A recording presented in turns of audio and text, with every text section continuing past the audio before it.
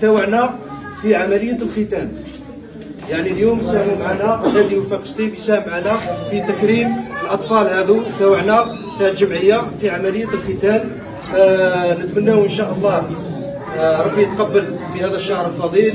نتمنى إن شاء الله ربي يعيدوا علينا بالخير واليمن والبركة.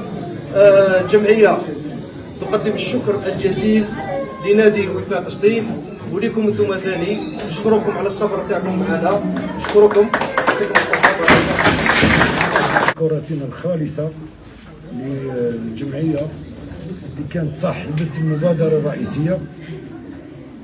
احنا باسم نادي وفاق سطيف ثم رافقنا هذه الجمعية، ونظن أعطونا فرصة في هذه الليالي العظيمة وفي هذه الأجواء الروحانية، لأن كرة القدم، أن فريق كرة القدم يعتبر نادي رياضي ونادي اجتماعي ونادي ثقافي.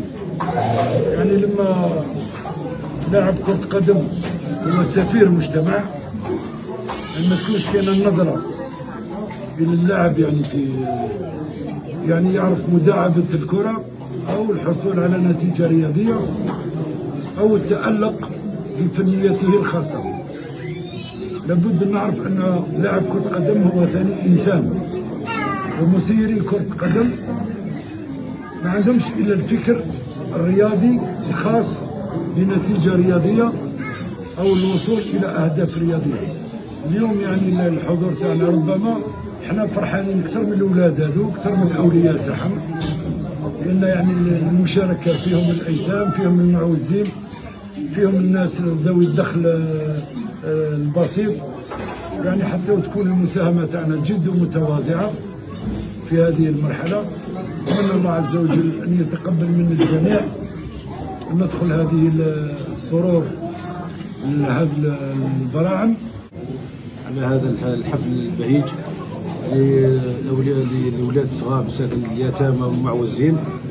وفاق سطيف معروف بهذه المبادرة مع الشركاء هذو تاع الخير. من 2005 2006 احنا وفاق سطيف تعلم هذه المبادرات ودرنا مبادرات يعني لهذه الفئات هذه. ان شاء الله ربي يتقبل منا ويتقبل منهم، ونتمنى الجمعية هذه ان شاء الله الازدهار وربي يوفقها ان شاء الله، وحنا نكونوا دائما بجانب هذه الجمعيات، وان شاء الله نمدوا الفرحه والسرور للاولاد هذا لاولادنا هذا ان شاء الله، وربي يوفقنا ان شاء الله في ايام رمضانيه. صحه فطوركم، صحه رمضانكم، ان شاء الله تكونوا تجوزوا رمضان كريم. اول حاجه نشكر الجمعيه هذه على المبادره الطيبه، وهذه اللي رانا نشوفوها يعني ماشي بزاف في الكلوب تاع الجزائر. ان شاء الله تدوم هذه المبادره هذه بالاعضاء تاع الشركه تاع وفاق سطيف. رانا حاضرين هنايا ان شاء الله راح نعطيو البسمه والفرحه لهذه الفئه هذه، خير علينا كلنا، وتكون العام الجاي احسن من هذه ان شاء الله.